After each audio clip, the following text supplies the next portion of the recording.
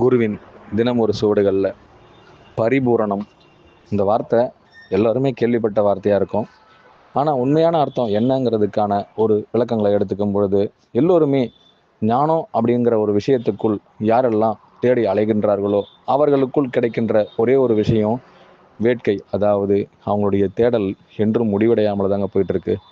ஆனால் பூரணத்துவம் அப்படின்ற ஒரு வார்த்தையை எடுத்துக்கொண்டோன்னா அதில் எல்லோருமே முழுமை அடைகின்றார்கள்ன்ற அர்த்தத்தை விட அதை உண்மையில் ரசிக்கின்றார்கள், உணர்கின்றார்கள், உண்மை அந்த ஆனந்த களிப்பில் திளைக்கின்றார்கள் கூட சொல்லலாங்க.